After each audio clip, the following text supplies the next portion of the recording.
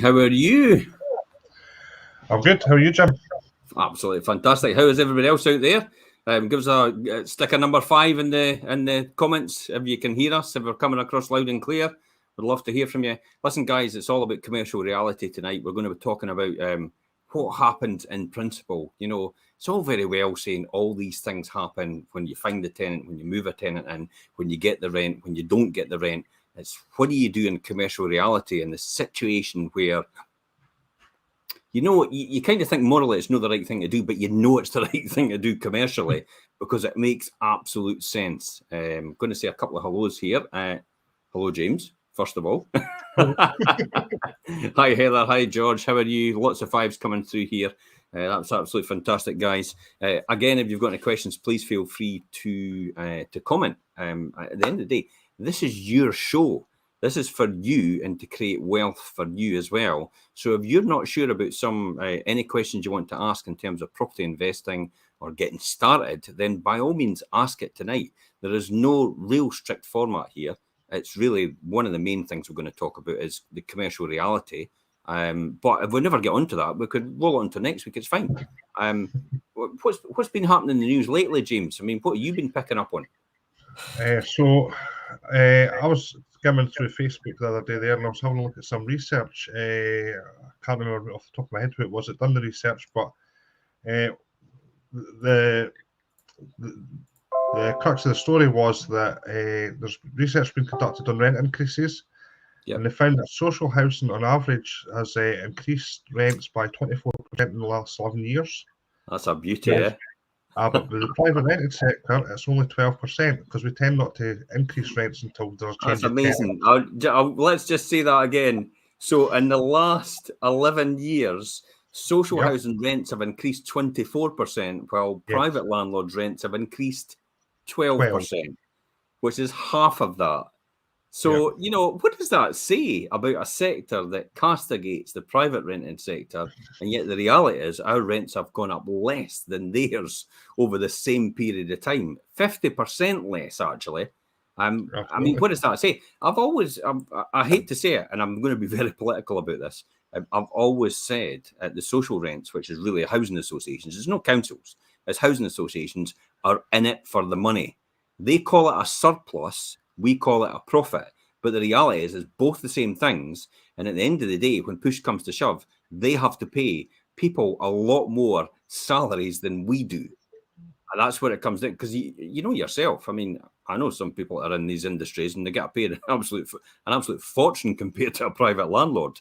And yet we have to abide by most of the same legislation, and they don't. They pay themselves extortionate amounts to run these associations, and then they start to move into the private rented sector as well. So they're actually doing mid-market rents, they call it. Why do you not just call it private rented sector? You know, it's like you're a private landlord. I mean, that's what they're becoming because they're doing mid-market rents. In other words, they're not doing it to anybody on social benefits. They're not doing it for anybody that's in a difficult situation or vulnerable or anything like that anymore.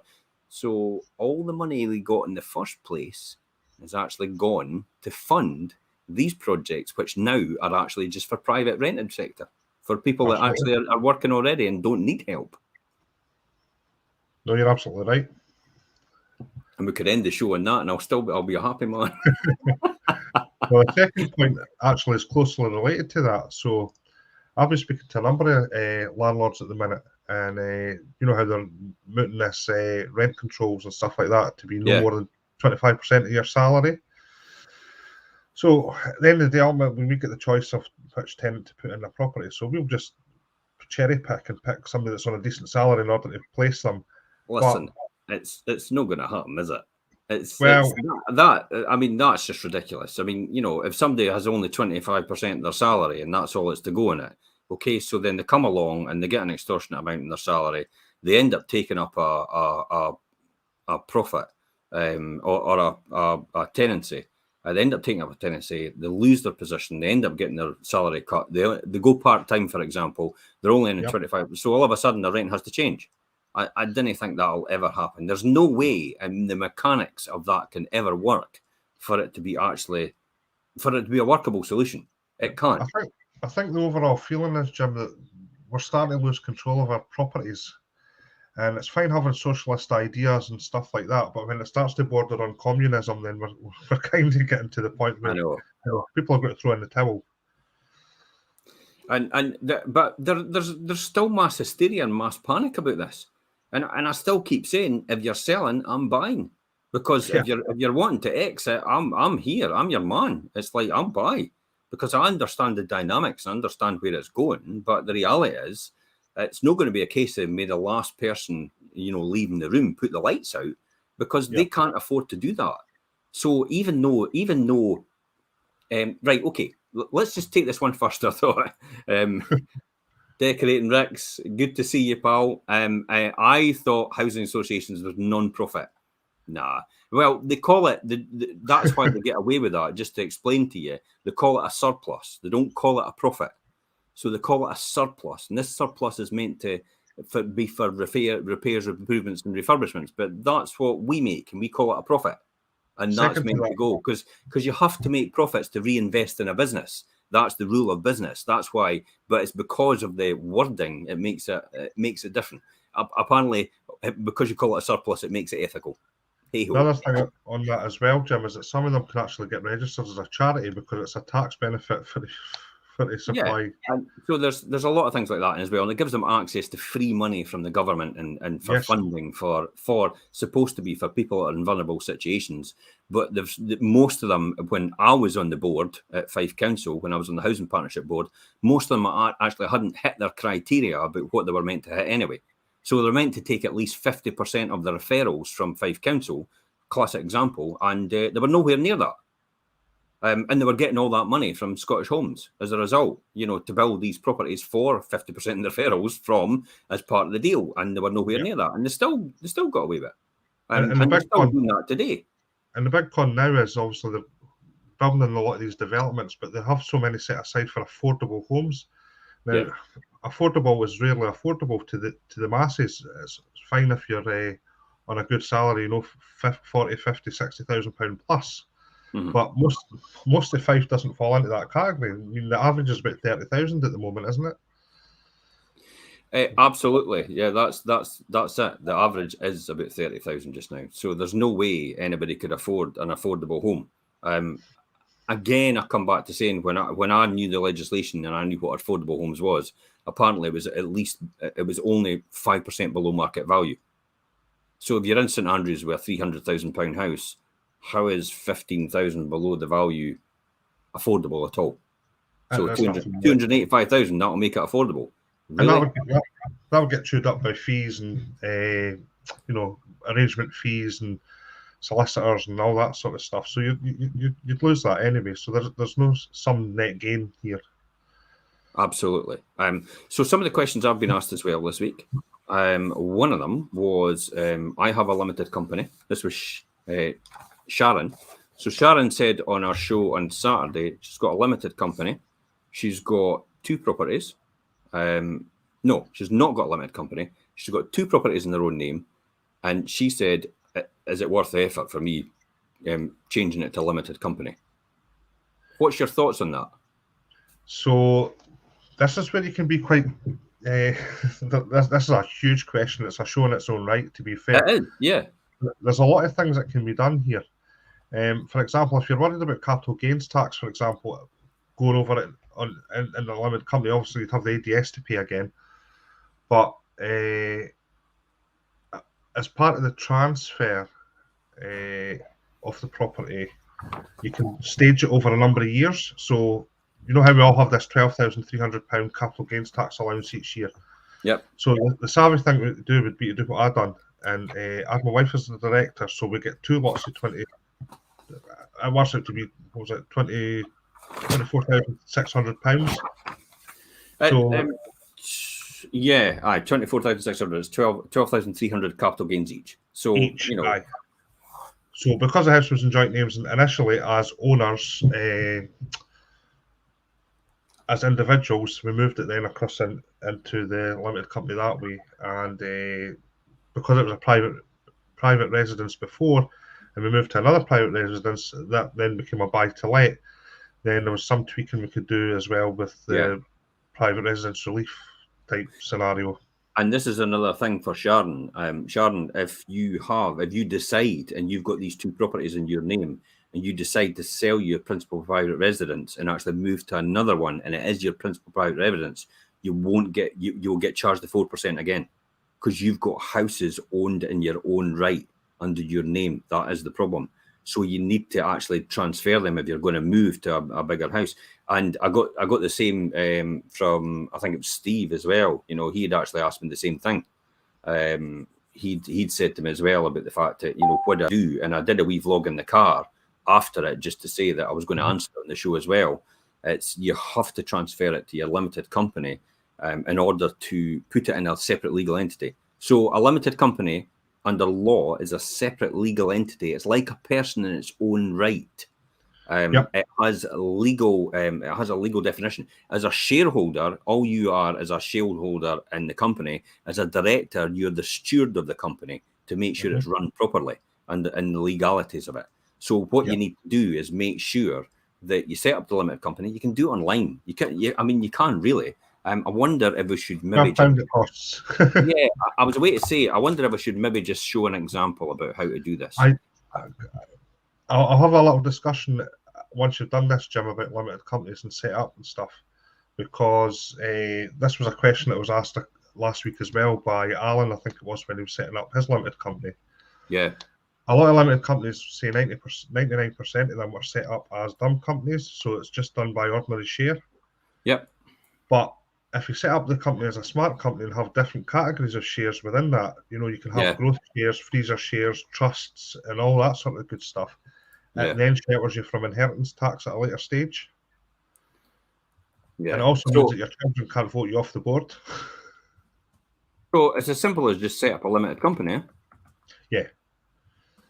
And you can just pop into there and just type that into Google, set up a limited company, and you get loads of people there saying register your company for 12 quid, set up a limited company today, a limited company is approved, there's government advice on setting up a company, again, government advice. You have other sponsored links, setting up a limited company step by step, limited company online, first formations. I think I've been in that scenario before, first formations. Yeah, I've used it before. But Tide also do it. Tide, the bank, well, it's not really a bank as such, it's a finance house, but Tide allow you to set up your business free of charge, and then they also, in the part of the same journey, also set up your business bank account for you. Yeah. So you could do that. So you go into this, something like First Formations. It's probably the most popular one because it is well known. Steve Blogs Limited. Type in your limited company name. To be honest, for me, I usually name them after my cats. Tigger and Timmy, Buddy and Buster. But for this one, just put in your company name, Steve Blogs, check if it's, say congratulations, your company's available. You can save and continue to go through the process now. So you can go through the process here. You can buy it digitally. It tells you all the different things that they're doing for you here. And that there's a whole load of add-ons as well. It's normally recommended when setting up a limited company to set it up with your accountant's address details. So you don't start getting randoms turning up at your door saying, "Hey, what do you think? What do you think the best thing to do here is? Go for their special offer, Prestige $69.99. I tend to do it through the accountant just so that it's set up as a smart company, because these are all generally set up as ordinary shares. But the only real difference between all these different things is you might get a leather-bound memorandum of whatever it is. That's effectively it, isn't it? I mean, the only difference here, business address service, London for 12 months. I mean, really, I can't be bothered with that, to be honest. It's now that's an add-on. That's an add-on you're going to have to pay every 12 months. Printed memorandum of association, the one down from there. So I can't be bothered with that. Printed incorporation certificate. God, I could get that myself. Just printing it off Company's House. Answer free. First confirmation statement. I can't be bothered with that either, to be honest. Service address London. So you're almost just looking for the. See, this is all London stuff. So you're almost just looking for the $12.99 one. So the $12.99 one, they're charging you 99 pence to do something you can do on the government website for £12. So they make 99 pence out of it. But so private limited company, £12 company's filing fee included, business bank account free. That's where they'll make their money, because they're referring you to a business bank account. Yes. Because they'll open it for you and in the company name. And then your domain name for free as well. You can get that, and email a copy of certificate of incorporation, memorandum, and share certificates. That's about all you need, really, isn't it? Absolutely, yeah. And then you just click on that, buy now. I mean, I didn't need to buy it, obviously. It'll tell you what categories you're involved in, stuff like that. You can add on anything if you want. But to be honest, it's pretty straightforward. So for the price of $12.99, you can set up a limited company just like that. And that's how simple it is for anybody out there. So hopefully that's helped anybody that's looking, don't feel it's really difficult to do this. If you've got an accountant to use or a bookkeeper to use all the time, then, you can ask them, because it's pretty straightforward for them as well. How much did you get charged, James, for them doing that? For the initial setup, it was about, I think it was £80, but I'm good with that, in the knowledge that, if anything happens to me, then there's certain things kick into action that prevents the government from taking a good chunk of that. Yeah. It goes to my wife initially, and then goes to my daughter. She'll take a controlling interest in my death. So between my wife and my daughter, they have a controlling interest in the company. So that's one thing why you would want a limited company. The other thing is, if it's only 2 properties in your name, it's possible that you might actually be at the threshold for your earnings. So the threshold for earnings, if I can remember, there's 5 bands in Scotland. Aye, taxation in Scotland. I'm just typing that in the now. So the threshold for earnings, income tax in Scotland. Who pays, where they're from, tax year. So we've got it here. Let's pop that up on the screen again for everybody. I'll just copy that to the other page, actually, because you'll not be able to see it on this one if I share. And we'll pop it in there, paste, and do that. So let's just flip it onto here now and share that again. And then we've got the income tax rates for Scotland. Income tax in Scotland. Can you see that okay? Not yet. There we go. Yep. All right. So basically, we're going to a higher rate at 43,000. Yes. Which is slightly different to England, obviously. They're 50,000. So if you've got 2 properties, so if you've got 2 properties and you're earning now, in your name, if you've got mortgage interest on this is only reason it's relevant in this case. Or if you're a higher rate payer and it pushes you into the higher rate band, then you might want to do the limited company, because that's at corporation tax, which is it 19% the now corporation tax? 19% rising to 25%, depending on what size of company you have. But I didn't think buy to let would be that big, really. It depends how many you have. I'm even in that zone of 25 yet, in terms of what I've got. So if I look at the numbers here and just quickly brush through that, say you've got, so we can say 43,000 is there. It goes up. So when you get to the 43,000 level, let's jump on and we'll quickly show my spreadsheet here. So I'll jump on to return on investment. I'll just while we're doing, you're doing that, Jim. So if you're on an average 5 salary of 30,000 a year, basically you can earn another 13,000 before you get impacted with a higher rate tax. So if both your properties are generating more than 13,000 a year, you're going to get hit. Yeah, and that's the thing. So the key here is, if you've got mortgage interest on here, and the way that works out, and just say you are 3%. Well, if you're in your own name, you're probably 2%, aren't you? And you're probably 1%.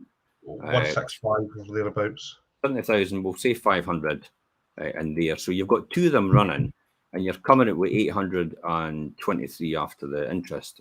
But then you're coming out with a profit of $6,000 in there. If you take the interest off, which is about $2,000, you're about $8,000.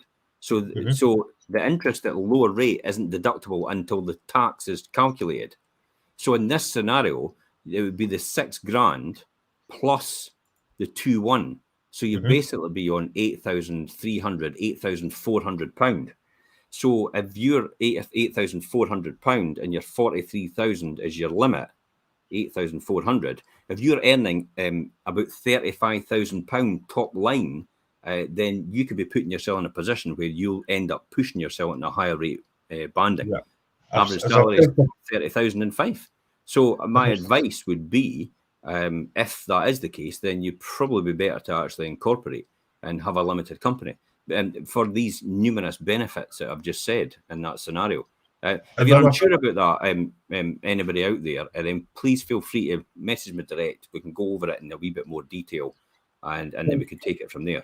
What you can also do in relation to that as well, though, set up your limited company, as you said, but if you get to a stage where you're going to be paying more, you get a pay rise, and then that sends you over again, then make use of that pension. Add an extra 1% to your pension or 2% to your pension, and that will lower your liability. Mm-hmm. Well, that's a good point as well. I mean, I've been a huge chunk into my pension just now, just to bring my liability down to basic rate. Well, so do I. So I don't pay any tax. I've decided not to pay I've decided not to pay myself for the next 2 months and actually take a dividend instead, because it makes it a lot better. So I've decided to do that and just rather than do that, because then you'll pay national insurance at employer's rate, plus you'll pay national insurance at your own rate, whereas dividends are a completely different scenario. And it's going to increase in April. Yeah, so that's what we've done in this case. We've just it's in order to mitigate you, to bring you down to lower rate. That's what we've done here. There's one of the things I want to go over. I saw in the news this week. This is you've maybe seen this. This is the guy that brought it up with me on. I saw it on TikTok, and I thought it was completely naive. Let me just share this again. And I'll share this graphic with you. Have you been dancing on TikTok, Jim? No. No, definitely not. Now, this is what I thought. I don't know if you saw this on Saturday, because I really had a bit of, I was annoyed, I was frustrated, but I was more annoyed because this is just complete naivety from whoever's put this up. But this person is actually being taught by well, we'll say it, Samuel Leeds. And I've got no respect for that guy at all, because just be careful, Jim, because he is suing people. That's fine. Listen, it's my opinion that I don't like him, and you can't sue me for that. Exactly. And if you want to, let's go head to head. I'm quite happy to waste all my money in court, because it doesn't bother me at all. Okay, so the purchase price down here was 105,000. The deposit was 26,500. The legal fees 2,000. The 7,000 works, and then the current mortgage was 78,750. But then all of a sudden, one improvement of £7,000, they've come up with this new valuation of 140 grand. It's like, where did that come from? So how could you just pluck a figure out there and say, now the house is worth 140,000? And by the way, my new mortgage is going to be 105,000, and I'm going to take 26,250 out in equity. What looks wrong with that equation here? I'll give you a clue. There's no surveyor that's going to say you've done £7,000 worth of work, and the house was actually originally valued at 105, and that's now put it up by effectively what, 20-odd thousand, 30,000. You're only going to get that 20-odd thousand if you do major work to it. New kitchen, new bathroom, probably a bit of plaster and a bit of rewiring and stuff like that. I've done it this way. In one of my properties, I went from 60,000 up to 115, 110, 115. But then that was the full works getting done in the property and landscaping. So that probably came in about 28,000. There was an indication as well that this was a no money down deal, but the reality is it's not a no money down deal, because you put 26 in, but you also put 2 in, you put 7 in. Absolutely. So you put another 9 in there, and the legal fees and the works as well, and you've got 26,250 back out, 26,350 back out, but you still got £9,000 sitting there. So that's not a no money down deal. And the thing is as well, it would be wrong to say that they can remortgage right away, because you've got two things that can happen here. You can get an early repayment charge on the existing mortgage, or if you go for additional borrowing, that's fine, but it then doesn't equate to the 105,000 remortgage value. You tend to find that it's within about 5 to 10% with additional borrowing. It's not exactly bang on the 140,000 that they've got here. Yeah. So if everybody's following me, please feel free to stick a 5 in the comments, or a 10 if you're on a 10x strategy. Now, but But if you're following us, put a 5 in the comments. More than, you know, just so we know that you're on the same page as us. The reason for this naivety here is, yes, you might get 140,000 valuation, assuming the way you could assume that is if this is way below market value, this 105,000 in the first place. So if your 105,000 was really a valuation of 120 or 125,000, you got it for 105. You've locked a 20 grand gain in there straight away. That's the only reason you probably get up to 140,000 new valuation. But there's nothing in that conversation of that TikTok video. It was literally 30 seconds to show you that was ever the case. I mean, so it's possible for people out there. If it was a repossession, Jim, it could be possible, but you're really pushing it there, I think. So for people out there, just to let you understand, when you see numbers like this, you've got to look behind us and you've got to look at why this is the case and how is that ever possible, and how could somebody say there's a no money down deal there when you've still got £9,000 in legal fees and works if you're taking your 26,250 back out, even if that worked. The thing is, I did actually jump on and comment, and I said to him, funny enough, when I started out 30 years ago, I did exactly the same thing on a spreadsheet, and I predicted I would have 100,000 houses today. I don't think that was possible because of my complete naivety at that time, which is what's happening here. It's like, you know, so I get the impression that what's getting taught by some people and some trainers is that they show you these figures, but they don't actually, because of your own naivety and you're just starting out, you actually believe that's possible, but you don't come across the hurdles until you get there. Yeah. But by that time they've sold you the course. Yeah, absolutely. You've spent the money, you're not getting it back. So this interestingly enough, though, drag you in. Yeah, interestingly enough, though, they would try and push this as all money out, but it's not all money out, because all you're actually getting out is the deposit. You've still stumped up $2 grand for legal fees and $7 grand for the work. So you're $9 grand down, even with that increased valuation. But they forgot to put on the arrangement fees for the mortgage. What else did they forgot to put on? Additional dwelling supplement. Where's that? It might have been factored into legal fees, but I don't think your that won't be factored in. If it's in England, it's 3%, so it's at least 3,000. So there's no way. So that's supposed to be in there as well. So you would have to pay that, and that's dead money straight away. So it's no 9,000. We're up at 12,000 now left in there. Yep. So this is not all it seems. So for people out there, please be careful. If you see something like this, not all that glitters is gold. Yeah, don't follow this guy.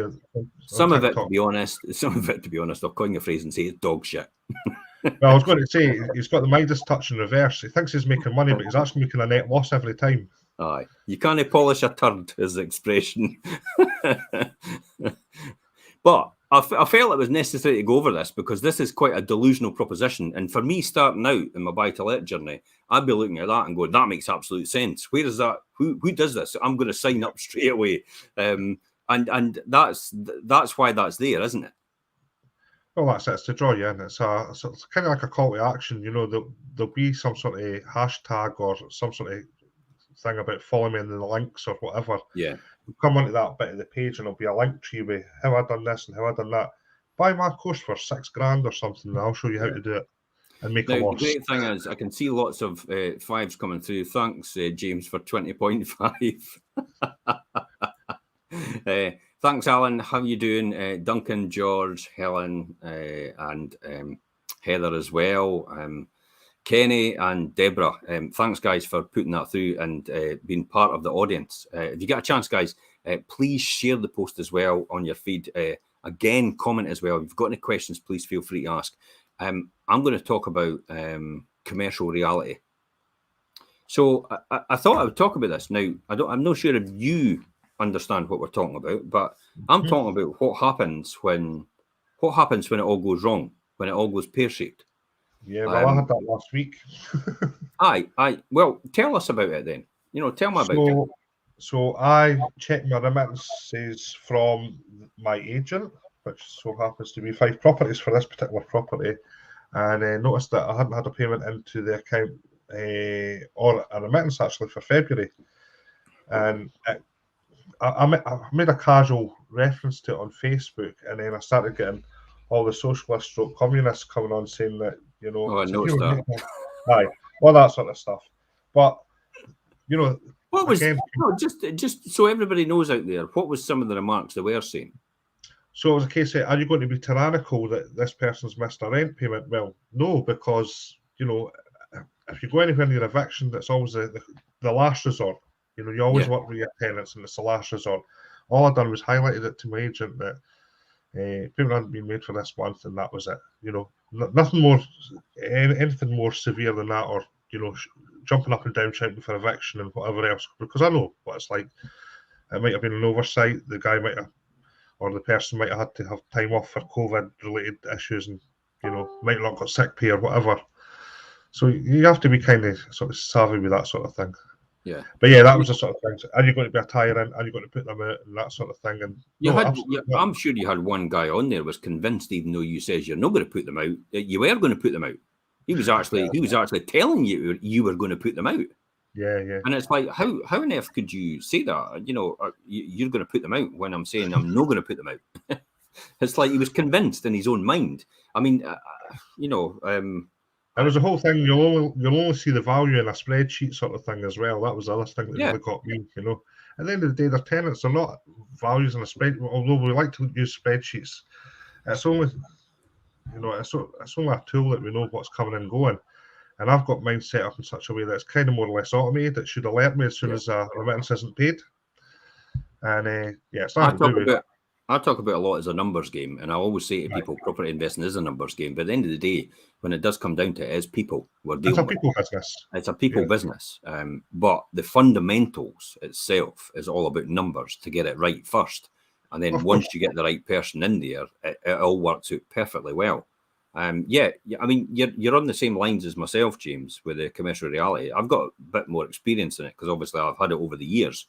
The classic situations I always used to see how, you know, people got so emotional when things went wrong. I went round to check the property. Now, I used to run the Landlord Association. I used to run the NLA in Scotland, the National Landlord Association in Scotland, as a chairman for about 10 years, actually, in Fife Landlord Association as well, which actually became the NLA Scotland.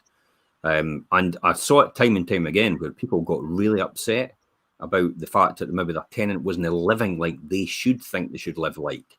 They maybe had, they maybe didn't pay their rent, or when they went round to sort something, they were maybe rude to them, and they would be jumping up and down, and they would be saying, "I'm wanting rid of this person." Now at that time, you have no fault eviction, so you could just basically serve somebody 2 months' notice, and then that's the end of them.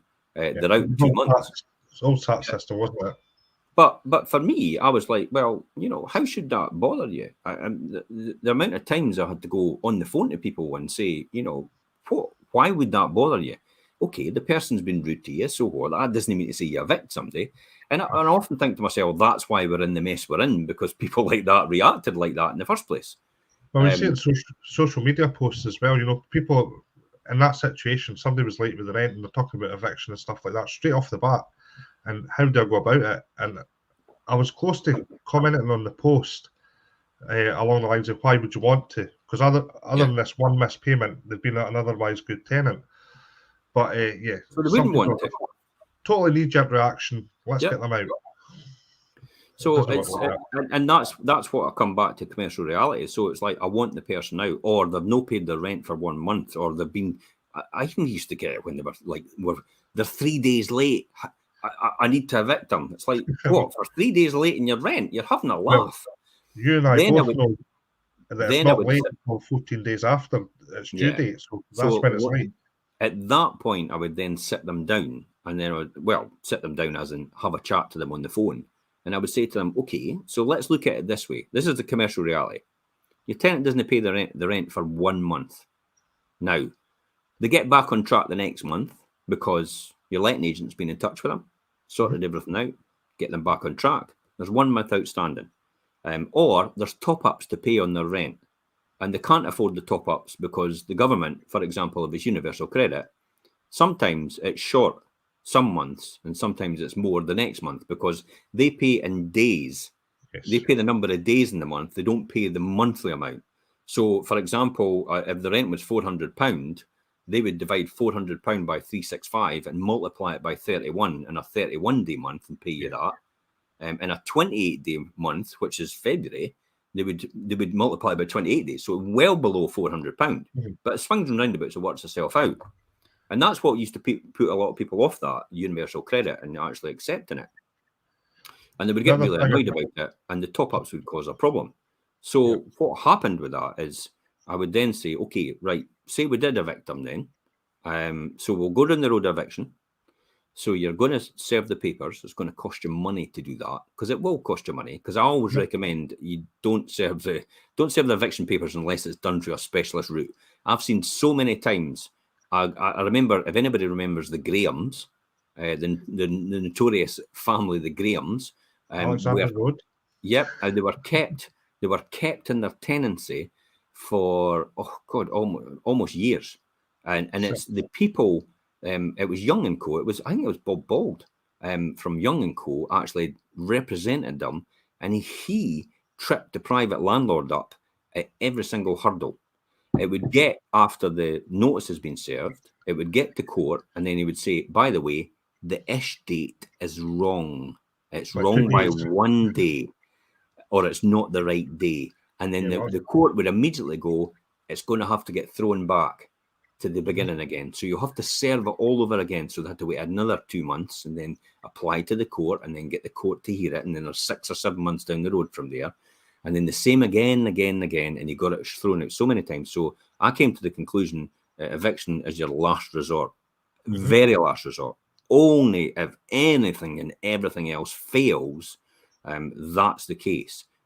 Because you can get yourself into a minefield of stuff. Plus the fact, if you evict a tenant for 1 month's rent in arrears, you can't now, obviously, because the PRT. But if they're on the old lease, you can still do it if they're on the old lease. But you can still do no fault eviction on the old lease. It still exists on the old short assured tenancies.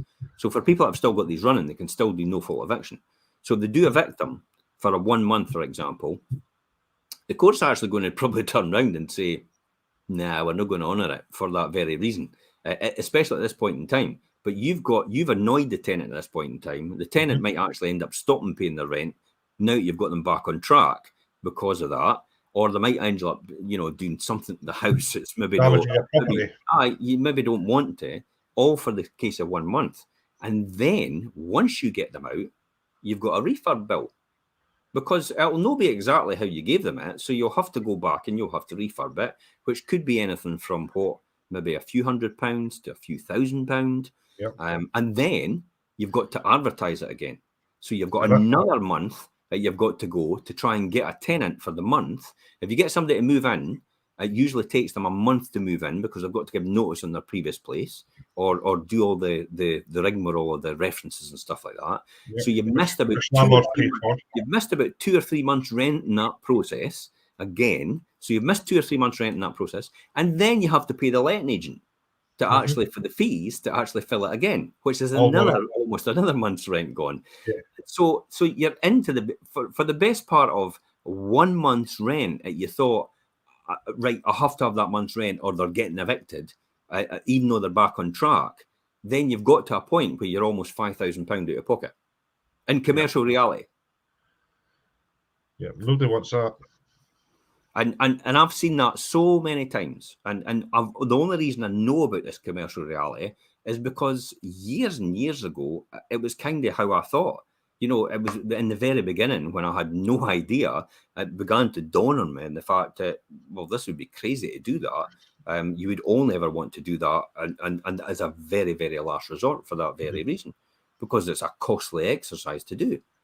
So if anybody's out there and they're thinking about doing that, please feel free to get in touch. More than happy to give you advice on what to do next. Or how to approach that as well, because there's a skill also in how to approach your tenant in that way. And for me, I learned a huge amount of knowledge from my credit control days in industry and manufacturing, because we had to work on getting hundreds of thousands of pounds in work in progress payments out of out of contractors every single month, and Yeah. we had to look at opportunities and ways to do that, and ways to get out of them. So we knew exactly what to do in every situation, and that sort of knowledge and expertise followed me onto the smaller scale of doing credit control with the buy-to-let business.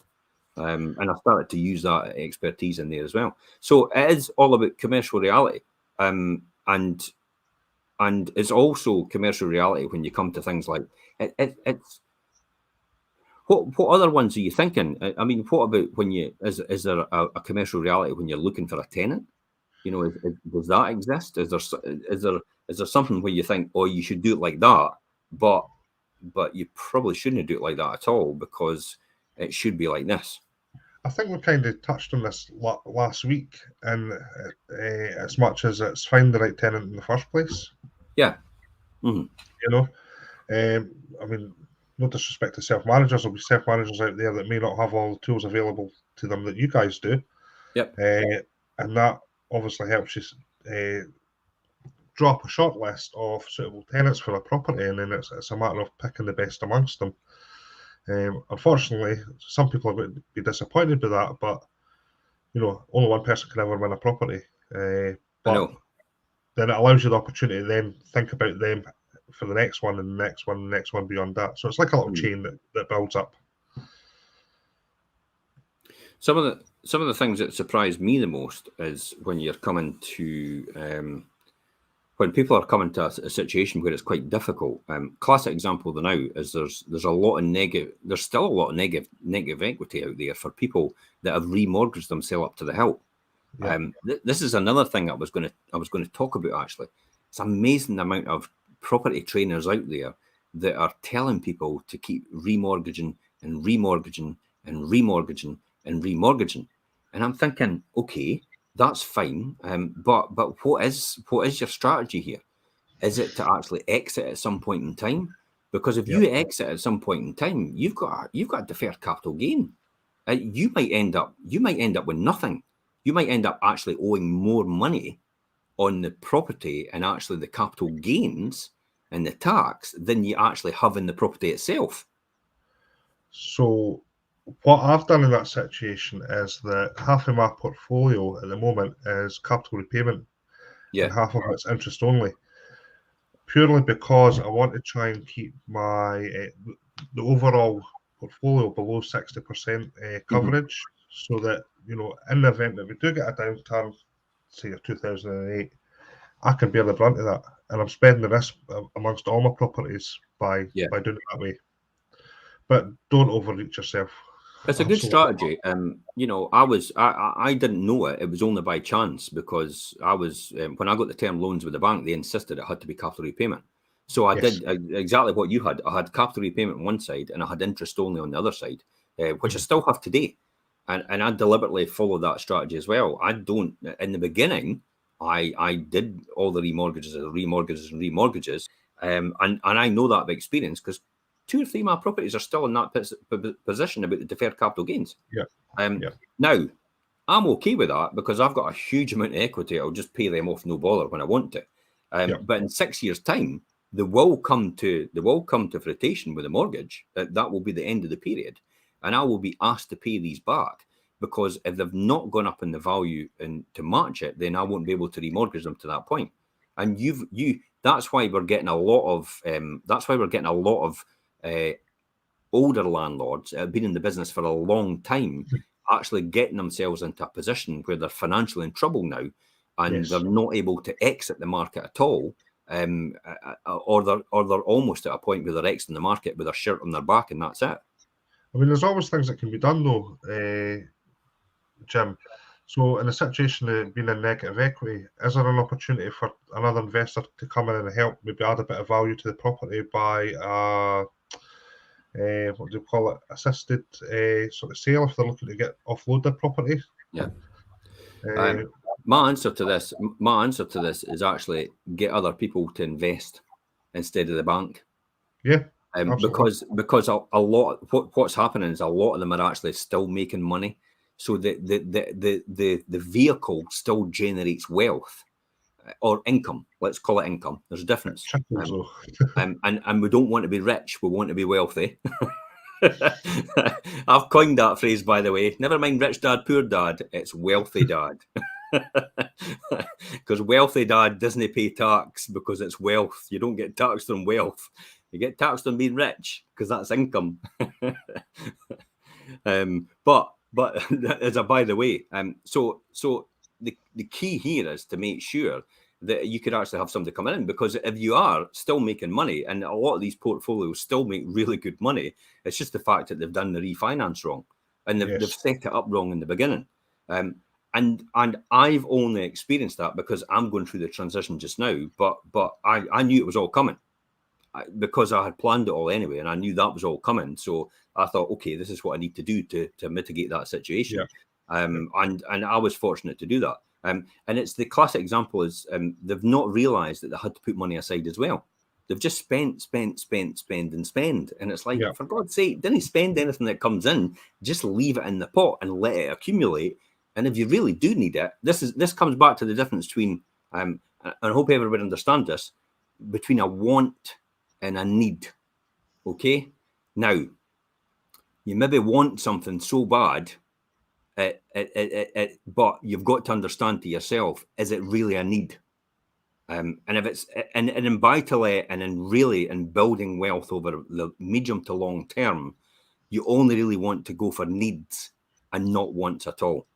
I see it so often when people buy flashy cars and it's like they're going on huge holidays and stuff like that. And I think, and they're talking about strategies for wealth and everything like that. And I'm thinking, you've got no chance. You will never build wealth like that. You have to. I always keep saying, it's like you either pay the price now, or you'll pay the price later. But at some point in time, you will pay the price for what you've done, and that's what it comes down to. And the most important one is pensions. For pensions, for me, even in the best day ever, pensions was 2/3 of what you couldn't afford to live on in the first place. 40%. Effectively, I mean, and it's even less than that now, and it'll be even less in years to come because the government's taking away all their slice. You know, Martin Lewis was on the other night, and I was watching something from Martin Lewis, and he was talking about how pensions was actually, the companies are putting money in, you should be putting money in, and it's going to be a huge benefit to you in the future. Well, it's not going to be a huge benefit at all. All it's going to do is replace the governments. So as one hand take it away, another hand has to give it. Yeah, you have to look at those pensioners that are caught in this 55% trap because they've hit the lifetime allowance. The lifetime allowance 5 years ago was 1.8 million. The lifetime allowance now is 1.07 million or something.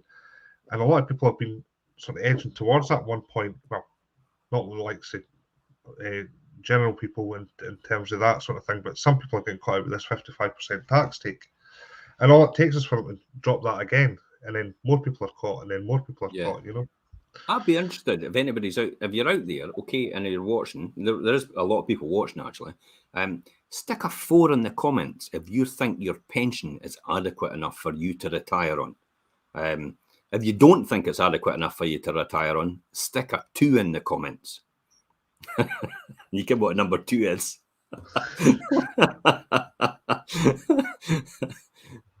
But effectively, that's how it is.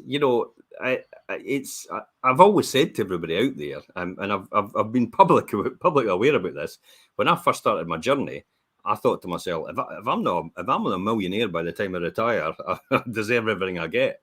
That's really what it comes down to, because I know what to do. In terms of pensions, what you should really do is use it as a piggy bank. If you're hoping to open a limited company so you can buy property, use it as a piggy bank, then convert it to a SAS or a SIP, and that SAS can hold mortgages in its own right and produce even more pensionable income for you. We're going to talk about that. We're going to talk about that in the coming weeks, about SAS. I've been reading up on a bit more about it. I'm still trying to find out what the charges are with it. I'm not. I remember in the early days I actually looked at it and I thought, God, the charges are an awful lot compared to what a normal pension fund is, and does it make it viable for me to do?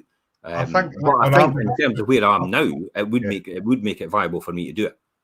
I think on average it's about 500 quid a month, but 500 quid a year, sorry, or thereabouts. Yeah. But if you're careful with what you invest in, for example, you can't buy residential property, but you can buy mixed units. So if you buy a shop down the stairs and buy a couple of warehouse space above it, you can convert them into 6 flats. Then that pension fund then collects all that wealth from those 6 flats, so it further boosts your pension value. And you can keep, just as BRR, you can keep recycling that money, take 50% out, do something with it, bring it back in, plus a nominal rate of interest, and then you can lend again and again and again. Yeah, listen, I could see loads of comments coming through with a 2 on it. There is not one person out there that said 4 to say their pension's adequate for what they're doing. I mean, what does that say? There's a pension crisis coming. You better believe it. And this, you know, for me, property investment is the only thing that's ever going to save anybody.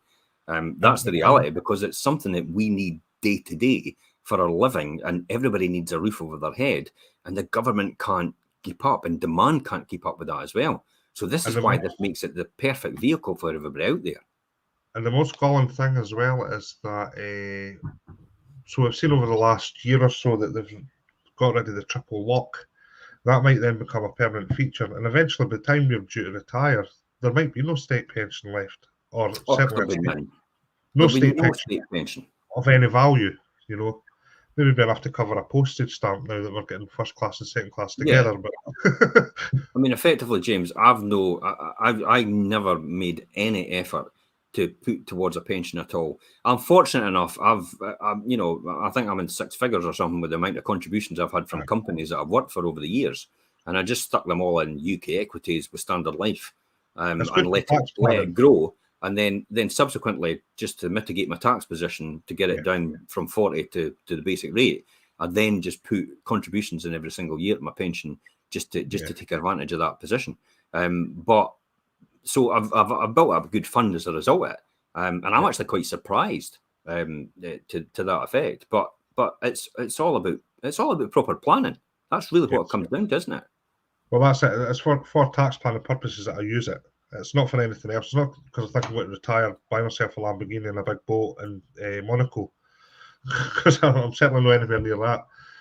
I've got no plans for retirement. I mean, effectively, I retired at 38 years old, and I tell everybody that. I retired at 38 years old, never to work again if I didn't want to. But for me, I'm the kind of person that needs to do this. You have to be doing something.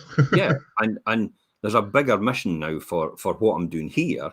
This is more a mission to contribute to local causes and local charities and stuff like that, with the amount of wealth that I develop out of what I'm doing here. That's really what that comes down to now. That's the aspiration I've got, and to build a big foundation as well as a result. I think that's the legacy thing. You know, it's the legacy, and it's like the dog going out and peeing on the bush. if you want to put it as blunt as that. No, you won't, Rick. I've just seen your comment. No, you won't. But nobody does. Listen, I won't retire. I'll be working till I drop. Absolutely, nobody does. My father's still working, and he's literally got Parkinson's, and he's almost on his way out, and he still just goes and does things, and he still goes up to his room and he does the books and stuff like that, and he goes up the street and he does all his collecting for the shops and his wee buggy and stuff like that. He doesn't stop, because it's inbred into him. And I'm not really sure if it's fortunate or unfortunate. He's kind of instilled it in me as well as a result. Whereas you see other people, it's like, I'll just sit on a beach for the rest of my life. And I thought, God, I could cope with that. That's funny. I had a conversation with somebody today, and they said, I've done 62 hours last week. I said, you're lucky, because I'd done over 80 last week. I was waiting to say, I usually comment with people that and say, is that part-time then? Now, listen, if you're out there and you're looking at this and you're saying, is that part-time yet, and all the rest of it, and it's all the bravado, no, I'm being deadly serious. It's because, you know, I choose to work all these hours because I love doing this. I choose to do this because I love doing this. I have a choice, though. That's the most important thing, and that's what property has done for me. It's given me that choice to do what I want to do, when I want to do it, and I don't need to worry about the income anymore as a result of that. So whether I make money or whether I don't make money has no effect on what income comes into my account every month. That's really what it comes down to. In fact, I got more rents today.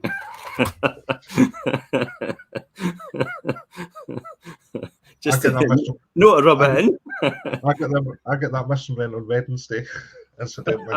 So we reached a satisfactory resolution, and the tenant still got the property. And that's it. That's it, really, out there. So I hope everybody's taking something out of this tonight. I hope you've got some. If you've taken something out of this, it'd be great to hear what's the one big thing that you've taken out of this tonight that could possibly make a difference to you in the future.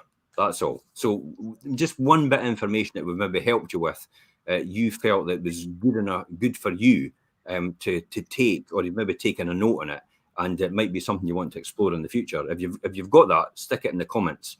I'd love to hear that, to see if you. It's basically to see if we're getting across properly and we're getting our message across as well. A couple of remarks before finally finishing here. I was actually going to do. We'll do it next week. I was going to go on the internet and we're going to look at some of the properties and go, that makes sense. That doesn't make sense. That makes sense. That doesn't make sense. We'll do that next week. But this was an interesting one by Sharon saying, paying for a course to fill their pockets for the next property purchase, probably. That's effectively what they're doing. Well, that's my training company, Goose, then. And Alan says, awful and spammers and stuff like that, absolutely. And Duncan, yep. Duncan, if you get a chance, Duncan, private message me, because I've got a funny feeling you're on YouTube. I don't get that message that well on YouTube. So if you could just private message me, just send it jim@fifeproperties.co.uk. More than happy to help, and I'll touch base with you about what you want to talk about. So jim@fifeproperties.co.uk. Just fire on Facebook or LinkedIn. You can send private messages that way as well. Yeah, you could do that as well. If you're on LinkedIn or Facebook, just find me on there as well and send me a private message. And that's it, guys. Smoke signals for long time. Would you believe it? I've managed to talk for another hour. There's a surprise. And that's it, guys. Thanks very much. And we'll see you all next week for the Wealth Creation Show. Bye-bye for now. Absolutely. Bye.